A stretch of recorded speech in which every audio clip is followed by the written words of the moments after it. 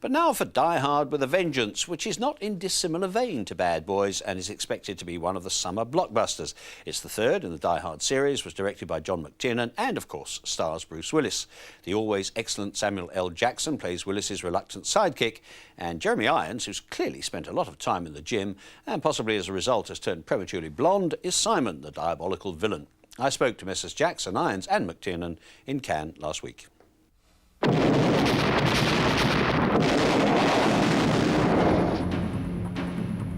I want to play a game with Lieutenant McClane. What was the attraction of the film for you?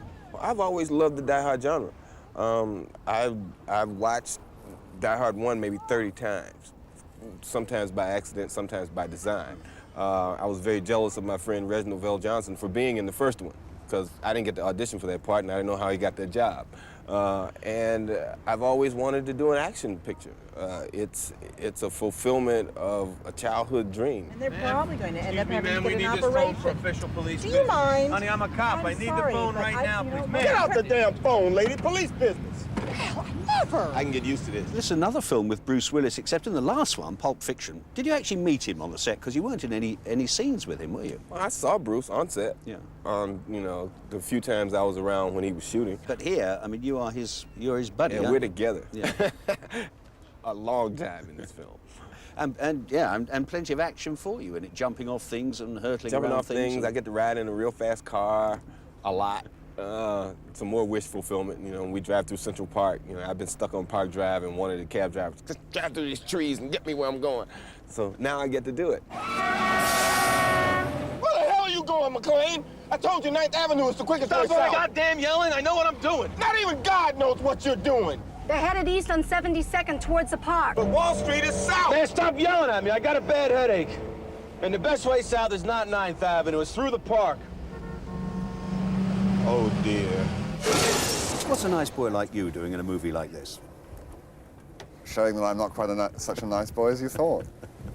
I think I suffer the curse of being thought of as a sort of serious English actor, and I wanted to say that I'm not really that serious. He's also, of course, Alan Rickman's brother, isn't he? Because he's You're not allowed to say that, though. Oh, you're not allowed to say that? Not really, because it's, well, they don't want me to talk about that.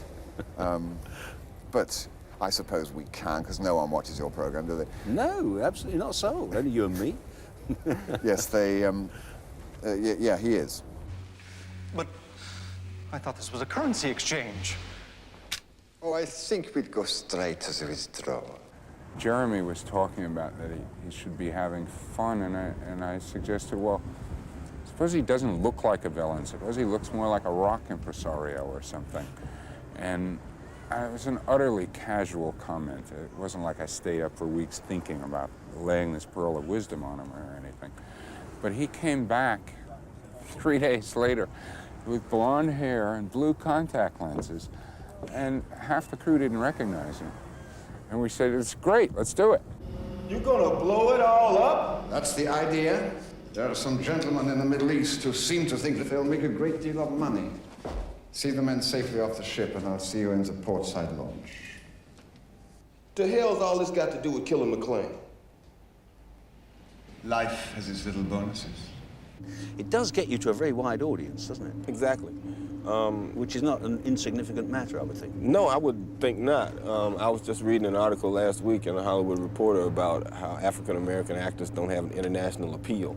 And all of a sudden, over the weekend, that's changed for me, according to a lot of people. It's because this film's going to be seen worldwide by a lot of people. And all of a sudden, people are going to know who I am. Didn't last year's Cannes film Pulp Fiction do that for you, though? Yeah, I mean, it it won did you in an a very Academy real Award kind of way. nomination, Yeah. the BAFTA Award. Yeah, in a very real kind of way it did. Yeah. You say, where is your BAFTA Award? You never came to pick it up. Well, I was in Tokyo at the time. I was trying to reach John to tell him what to say for me, but I'm sure he your said lad, something John Travolta, appropriate. you sent him in your place. Yeah. I didn't get it yet, but I understand it's coming. You mean he's still holding on to it? Somebody's holding on to it. I don't have it. One last question. Why are you wearing half a blonde beard? I'm wearing half a blonde beard because I'm doing makeup tests for my next film, The Great White Hype. and they're trying to bleach my beard to silver, and these are the products that they're trying. This one didn't work apparently, it's kind of red. This one's gone to blonde, so now they know that if they leave it on maybe an hour longer, it'll go to pure white and they can get it to silver. So I'm in pre-production. Die Hard with a Vengeance opens in mid-August. Meanwhile, I wouldn't dream of revealing that Jeremy Irons plays Alan Rickman's brother. Your secret is safe with me, Jeremy.